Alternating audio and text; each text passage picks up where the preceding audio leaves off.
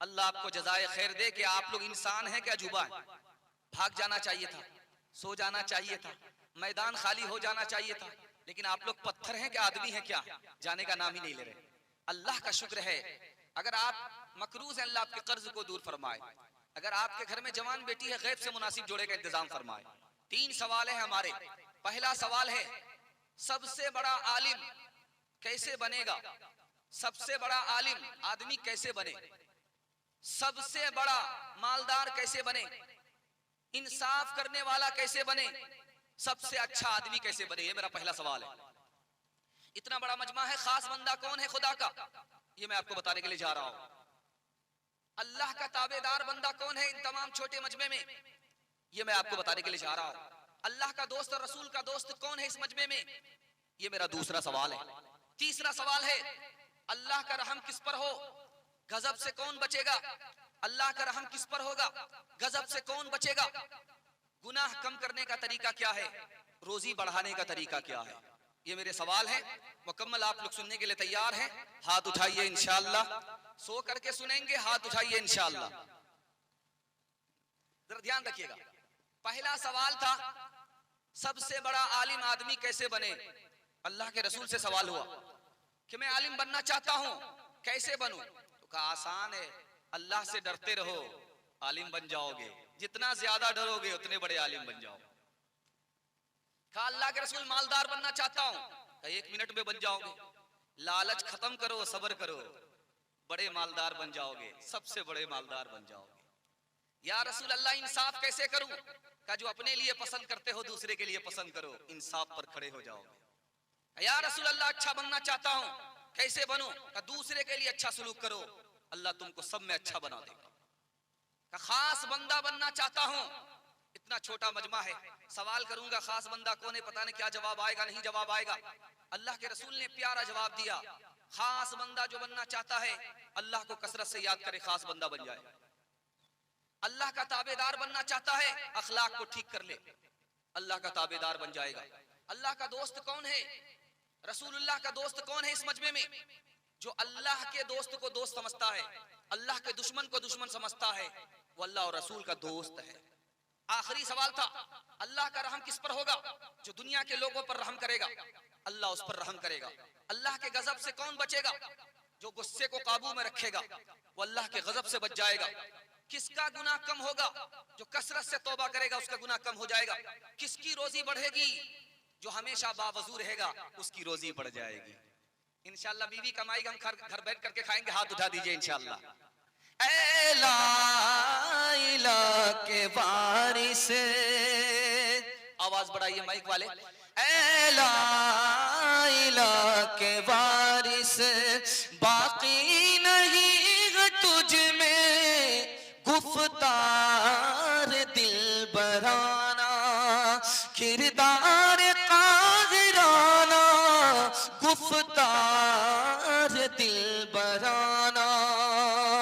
तेरी निगाह से दिल सीनों में कांपते थे, तेरी निगाह से दिल, तेरी निगाह से दिल सीनों में कांपते थे। खोया गया है तेरा, खोया गया है तेरा जज्बे कलंदराना, ऐ लाइला के वारिस। एक बात याद रखिए कान खोल करके कि दुनिया में अगर आपको तरक्की करना है तो 3 रास्ते से ही आप तरक्की कर सकते हैं। आपके पास दौलत होगी तो तरक्की करेंगे, इत्तिहाद होगा तो तरक्की करेंगे, इल्म होगा तो तरक्की करेंगे। इंशाअल्लाह खुद जाहिल रहे लेकिन अपनी औलाद को जाहिल नहीं रखेंगे। हाथ उठा दीजिए इंशाअल्लाह। बिल्कुल सही जा रहा है, घबराने की बात नहीं। 7 खून वैसे ही 12 बज जाने के बाद माफ है। हाथ उठाइए, गलती कीजिए लेकिन बार बार गलती मत कीजिएगा। ध्यान से सुनिए, मैं आपको सुनाने के लिए जा रहा हूं। आप बच्चे को अच्छा खिलाइएगा भूल जाएगा, बच्चे को अच्छा कपड़ा पहनाइएगा भूल जाएगा, बच्चे के लिए मकान दुकान बना करके दीजिएगा भूल जाएगा। एक एहसान कर दीजिए जिंदगी भर याद रखेगा। आपने खाना खिलाया भूल गया, क्या खिलाया नहीं खिलाया। आपने कपड़ा पहनाया भूल गया, आपने मकान दुकान दे करके दिया, फिर भी कहता है कि बाप ने हमारे लिए क्या किया। लेकिन एक काम कर दीजिए, वो जिंदगी भर आपको याद रखेगा। आप खुद जाहिल अपने बच्चे को पढ़ा लिखा दीजिए, जिंदगी भर आपको याद रखेगा। बहुत खूबसूरत मुताला तेजी के साथ निकाल लो। चाहे बेटी हो चाहे बेटा हो, सबको पढ़ाना फर्ज है। फर्ज का मतलब है नहीं पढ़ाया तो गुनहगार, बेटी की तरफ से भी गुनहगार, बेटा की तरफ से भी गुनहगार। 100 रकात एक आदमी नफिल पढ़े, 100 रकात नफिल पढ़ने से भी बेहतर है एक आयत सीख ले। बताइए, एक आयत 100 नफिल के बराबर। सबसे अफजल सदका, अभी आपने देखा चंदा हुआ, किसी ने 500 निकाल करके दिया, किसी ने 1000 निकाल करके दिया। सबसे बड़ा सदका क्या है? ये नहीं है जो आपने मस्जिद में दिया। इससे बड़ा सदका कौन है? आपका बच्चा पढ़ा नहीं था, आपने पढ़ा दिया। आप खुद पढ़े नहीं थे, आपने पढ़ लिया। मस्जिद के सदके से भी बड़ा सदका ये। एक बात याद रखिए, अभी आंख बंद होगी, आपका नामे अमाल बंद। खुद नमाज पढ़ते थे, नामे अमाल खुला था। आंख बंद होगी, नामे अमाल बंद हो गया। लेकिन नामे अमाल खुला रहता है, आंख बंद रहती है। वो कौन सा अमल है? आपने इल्म सीखा, आपकी आंख बंद हो गई, उसका सवाब नामे अमाल में जमा हो रहा है। आपको एक बच्ची थी, 2 बच्ची थी, 3 बच्ची थी। आपको एक बहन थी, 2 बहन थी, 3 बहन थी। आपने तीनों को पढ़ा दिया। जवान हुई, शादी करा दिया, जन्नत वाजिब हो गई। किसकी वजह से? आपने बहन को इल्म दिया, उसकी वजह से जन्नत वाजिब हो गई आपके लिए।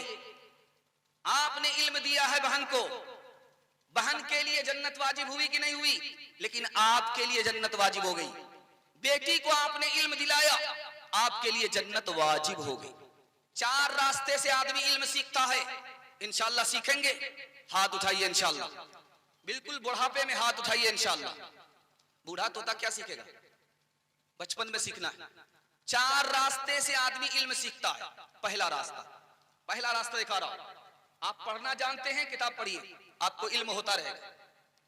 किताब नहीं पढ़ना जानते हैं तो किताब सुनिए, जो पढ़ रहा उसको सुनिए, आपको इल्म हो जाएगा। अगर आप सुनते भी नहीं हैं, पढ़ते भी नहीं हैं, तो भी तीसरा रास्ता है इल्म सीखने का। आलिम से मिलते रहिए, और कोई भी काम करने से पहले आलिम को पूछ लीजिए, आपको इल्म हो जाएगा। और चौथा रास्ता बता रहा हूं, आलिम से पूछा भी नहीं, लेकिन महीना 2 महीना में आलिम से मिलते रहे, इल्म में इजाफा होता रहा। 55 से लेकर के 55 तक आप इल्म सीख सकते हैं। एक मिसाल पर पैगाम खत्म कर रहा हूं। आज इतना बड़ा मजमा है, जो जितने बूढ़े हैं उनसे पूछिए कि आप अपने बेटा से खुश हैं, तो कहेंगे कुंवारे बेटे से खुश हैं, शादीशुदा से खुश नहीं है। बेटी से खुश है तो कहते हैं हाँ बेटी से खुश है। मतलब क्या हुआ कि जैसे ही शादी हुई बेटे की, बेटा नाफरमान हो गया। लेकिन बेटा से बढ़कर के बाप नाफरमान है, दिखाने के लिए जा रहा हूं, इसको ध्यान से सुनिएगा। हजरत उमर की अदालत है, एक बूढ़ा खड़ा है कि अमीरुल मोमिनीन, ये मेरा बेटा है, मेरी नाफरमानी करता। हजरत उमर ने कहा कि बाप का बहुत बड़ा हक है, तुम इसका हक अदा करो, इसकी नाफरमानी मत करो। तो बेटा कहता है कि हुजूर वो मुझसे बड़ा नाफरमान है। अब हजरत के कान खड़े हुए। बेटा कह रहा है कि बाप बड़ा नाफरमान है, बाप कह रहा बेटा नाफरमान है, बेटा कह रहा बाप नाफरमान है। हजरत उमर ने कहा बात क्या है? कहा कि हुजूर बच्चा जब पैदा होता उसका नाम अच्छा रखा जाता, मेरा नाम अच्छा है ही नहीं। बच्चा जब समझदार होता उसको पढ़ाया जाता, मुझको पढ़ाया ही नहीं। बच्चा जब जवान होता तो उसकी अच्छी जगह शादी की जाती है, इसने मेरी अच्छी जगह शादी ही नहीं की। अब ये बताइए कि मैं नाफरमान हूं या नहीं नाफरमान है? हजरत उमर ने कहा कि वो तो बाद में नाफरमान है, तुम बाप जो शिकायत लेकर के आए हो, बेटे से बढ़ करके नाफरमान हो। इंशाअल्लाह अपने बच्चे को पढ़ाएंगे, 4 बच्चे में एक बच्चे को पढ़ाएंगे, हाथ उठाइए इंशाअल्लाह। बेटा बेटी में सिर्फ बेटा को पढ़ाएंगे, हाथ उठाइए इंशाअल्लाह। खा पी करके जब बचेगा तब पढ़ाएंगे, हाथ उठाइए इंशाअल्लाह। ये देखिए मजमा बाईपास जा रहा है, समझ नहीं रहा है कि कहां हाथ उठाना चाहिए, कहां हाथ नहीं उठाना चाहिए। इंशाअल्लाह बच्चे को पढ़ाएंगे, औकात को दांव पे लगाना पड़े लगा देंगे, भूखे प्यासे रहेंगे, कफन बांध लेंगे, फाका करेंगे, लेकिन बच्चे को जाहिल नहीं रखेंगे। हाथ उठा दीजिए इंशाअल्लाह। बेटे को लोग कहते हैं आंखों का नूर है, आंखों का नूर है लुत्फ जिंदगी का तो दिल का सुरूर है, दिल का सुरूर है। हर समत उसके, हर समत उसी के दम से है, घर में रोशनी, घर में रोशनी। नाज़ा है उस पे बाप तो माँ को गुरूर है, माँ को गुरूर है। लेकिन जो इन सिफात का मुतलक नहीं पता और फिर भी है खुशी तो खुशी का कसूर है, खुशी का कसूर है। अगर तालीम में हम कुछ तरक्की कर नहीं सकते, तरक्की का हमारा कोई इम्कान हो नहीं सकता। हमें एहसास जब तक खुद न होगा अपनी हालत का, हमारे हाल का कोई भी पुरसा हो नहीं सकता। करे तहजीब, करे तहजीब से आरास्ता हम अपनी नस्लों को, खलीले से ज्यादा कोई ऐसा हो नहीं सकता, खलीले से ज्यादा कोई ऐसा हो नहीं सकता। एक बात याद रखिए, पर्दे में माँ बहनें हैं, बड़ी तादाद में बैठी हैं, उनके हवाले से पैगाम बहुत कुछ बाकी है, लेकिन मैं सिर्फ एक ही पैगाम दूंगा, ज्यादा टाइम नहीं है। उनके हवाले से आप लोग पैगाम सुनने के लिए तैयार हैं?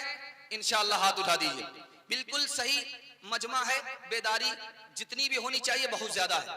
अल्लाह का शुक्र है बेहतर सुन रहा है। औरतों के हवाले से सुनाने के लिए जा रहा हूं। बेटा से ज्यादा बेटी को तालीम दिलाइए।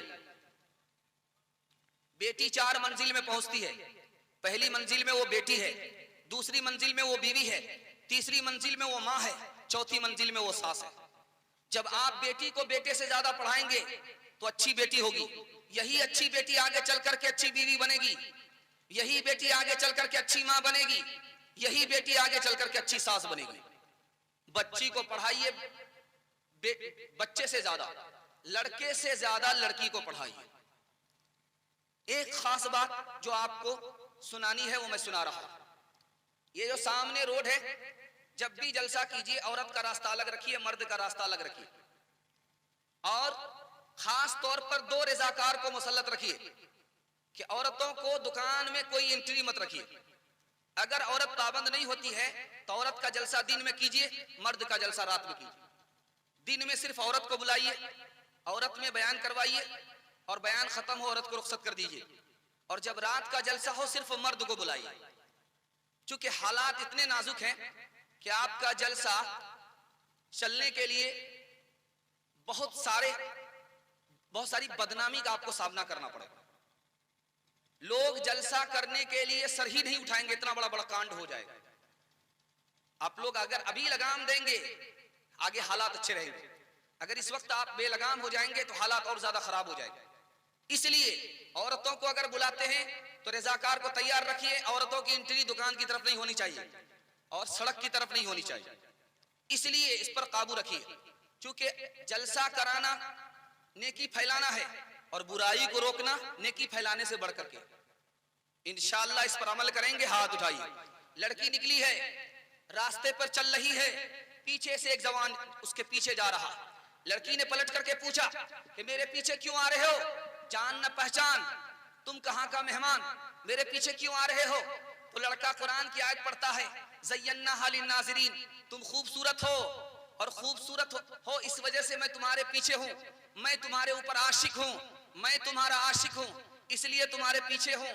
जिस तरह आसमान में सितारे होते हैं, सितारे से आसमान खूबसूरत होता है, तुम औरत हो, मर्द के लिए हो, तुम्हारी खूबसूरती पर मैं पागल हो गया हूं, इसलिए तुम्हारे पीछे हूं। औरत मर्द से ज्यादा पढ़ी हुई थी, उसने फौरन कुरान की आयत पढ़ दी, वहफिज़नाहा मिन कुल्ली शैतानिर रजीम, मैं अल्लाह से हर शैतान से पनाह मांगती हूं।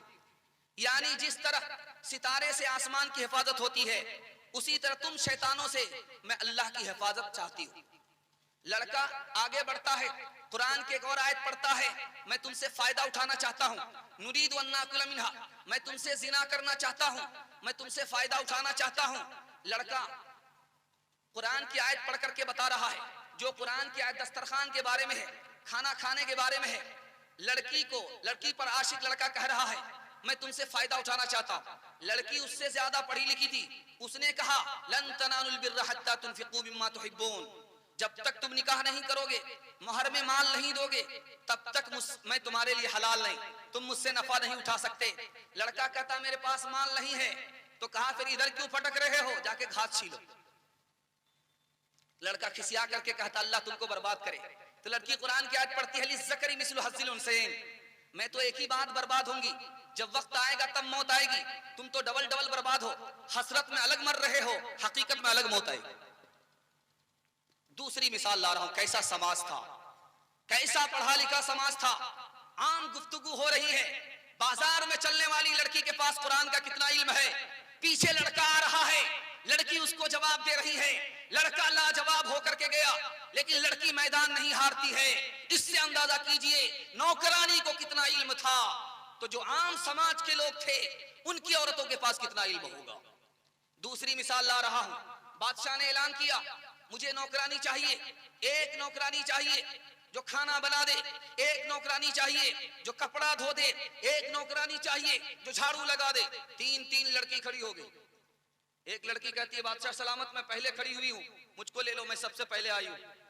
दूसरी लड़की कहती है मैं बाद में आया हूँ, मैं बाद में आई हूँ, बीच में हूँ, मुझको कबूल कर लो।